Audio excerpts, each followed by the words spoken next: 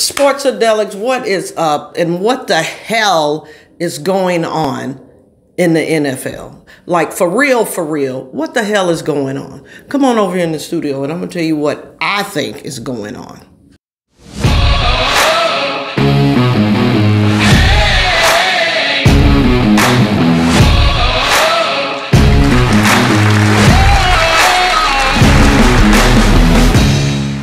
Sports-A-Delic, what is up? I am Reem. That's Lil Reem. Say hello to Lil Reem. Hello to my subscribers and welcome to my new subscribers. The NFL is going to have to make up their mind. Now, we all were aware that Antonio Brown pulled out the fake vaccination card, right? And, you know, the NFL has spoken about, you know, how they are just about public health and the health and well-being of the players, hence the lawsuit about the CTE. So now they are concerned about the health and well-being of the players. But you suspend Antonio Brown for 3 games. Now, I'm not pushing for the man to be out of a job, but I am pushing for the man to be out of a job. Because, number one, everyone except for Antonio Brown is doing all they can for Antonio Brown to stay on the field. You know, so when other people are working harder for you, it's time for them to just be done with you. This is a federal offense. Fake vaccination cards. But, hey, Tom Brady is right there in position to try to win and compete for another Super Bowl, which Antonio Brown is part of that. See, that becomes the malarkey. That becomes the BS associated with the NFL. They had a real opportunity to just go ahead and say, you know, Antonio, we can't condone something of this magnitude. And then, come on, Antonio, pay the chef. The man that fixed the food. He did what you asked him to do. And all he wanted was his money that you legally, rightfully owe him. But this is the same guy that you're going to ask to do something illegal by getting you a vaccination card. Don't you think you should pay the guy? See, he's stupid. Stupid is, stupid does. We learned that from Forrest Gump. He put it out there. That is Antonio Brown. You know, no love lost there.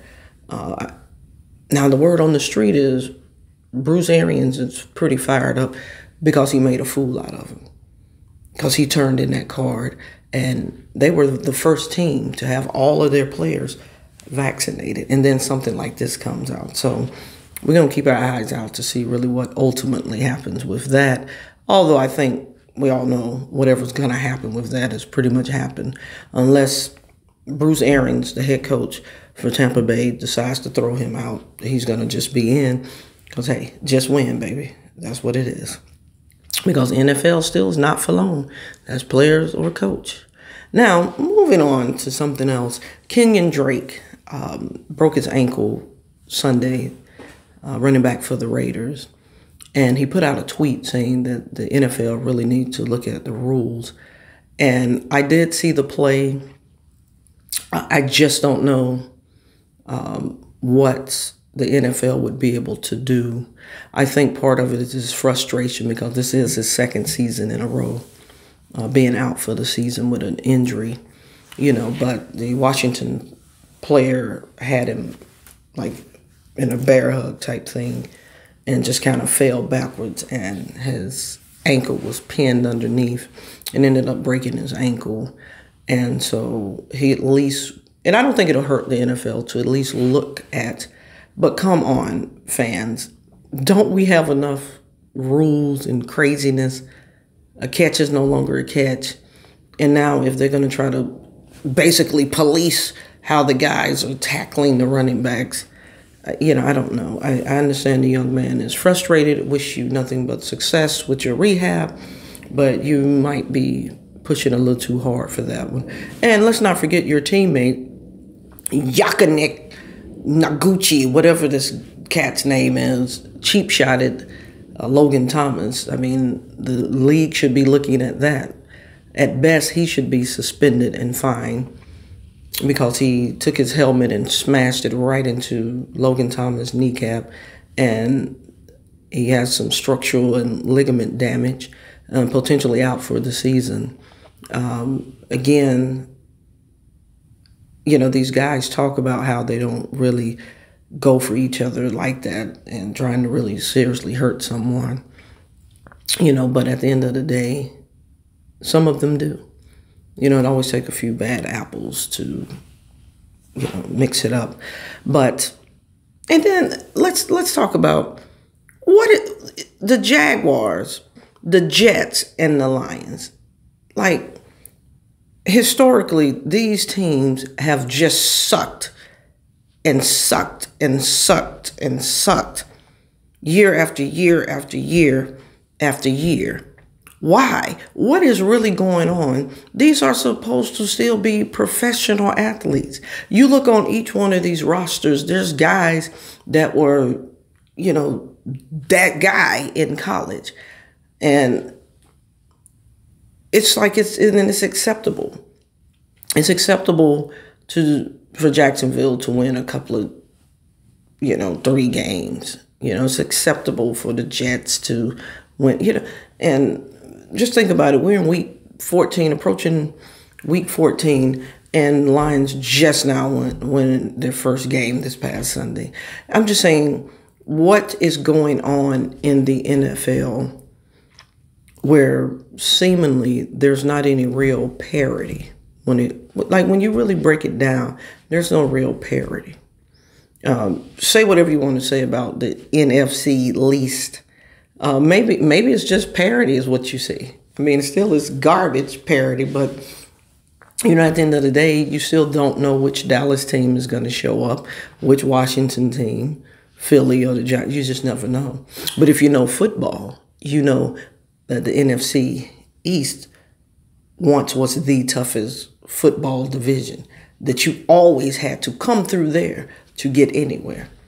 And yes, it's been a distant 25, 30 years ago, you know, but that's why we still hold on to our teams, because we remember when, and we always believe that we can get back there. But the NFL, they owe us some answers on Antonio Brown. And also, don't they owe us, like, what is going on with the Washington football team and the investigation?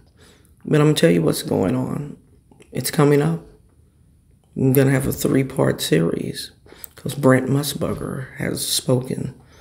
He said it was a professional hit to get John Gruden. And so stay tuned for that.